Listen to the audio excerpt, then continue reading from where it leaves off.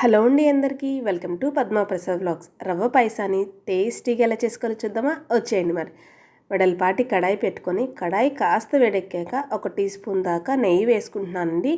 నెయ్యి కొంచెం వేడెక్కాక మీకు ప్రసాదం కింద ఎంత రవ్వ పాయసం కావాలో అంత రవ్వని వేసుకోండి. నేను ఒక చిన్న బుడ్డి గ్లాస్ చేస్తున్నాను, చాలు నాకు ఆ ప్రసాదం.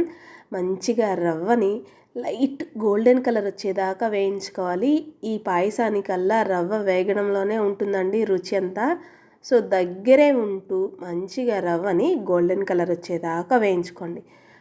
రవ్వలో పచ్చివాసన పోయి మంచి సువాసన రావడానికి 7-8 నిమిషాలు పట్టిందండి ఈ రవ్వ వేగడానికి నాకు.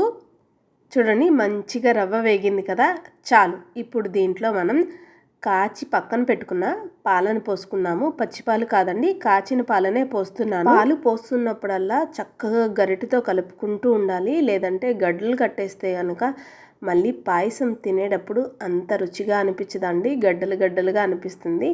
సో పాలు పోసిపోయిన వెంటనే చక్కగా ఎక్కడ గడ్డలు లేకుండా కలుపుకుంటూ ఉండాలి. ఈ రవ్వ పాయసానికి ఏంటంటే పాలు పొయ్యంగానే రవ్వ గడ్డలు కట్టేస్తుందండి. గరిటెతో మెదుపుకుంటూ ఎక్కడా గడ్డలు లేకుండా చూసుకోండి. చాలా టేస్టీగా ఉంటుందండి. అసలు ఈ పాయసం అబ్బా ఎన్ని రోజులు ఎలా చేసుకోకుండా ఉన్నామా అనిపిస్తుంది మీకు. చాలా అంటే చాలా బాగుంటుంది. స్మూత్గా గొంతులోకి అలా వెళ్ళిపోతుంది. చూడండి, ఎక్కడా గడ్డలు లేకుండా చక్కగా పాయసం రెడీ అయింది కదా. ఇప్పుడు దీంట్లోనే ఏ కప్పుతో అయితే రవ్వ వేసానో అదే కప్పుతో కొంచెం కప్పులో పంచదార తగ్గించి వేస్తున్నానండి. మీరు బాగా స్వీట్ తినే వాళ్ళైతే కనుక కప్పుడు వేసుకోండి.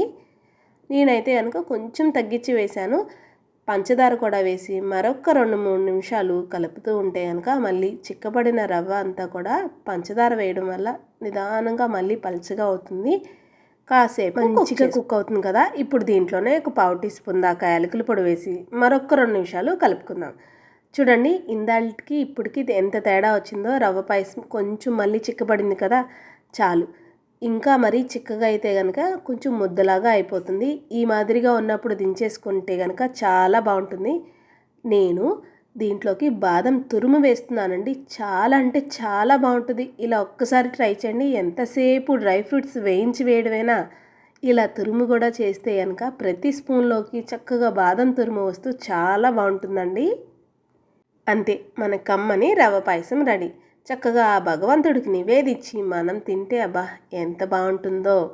నచ్చిందండి మీకు ఈ వీడియో? అయితే లైక్ చేయండి, మన ఛానల్ని సబ్స్క్రైబ్ చేసుకోండి. అన్నట్టు మర్చిపోయాను, మీరు ట్రై చేస్తే ఈ రవ్వ పాయసం ఎలా వచ్చిందో కామెంట్ చేయడం మాత్రం మర్చిపోకండి. మరి ఉంటాను మరి.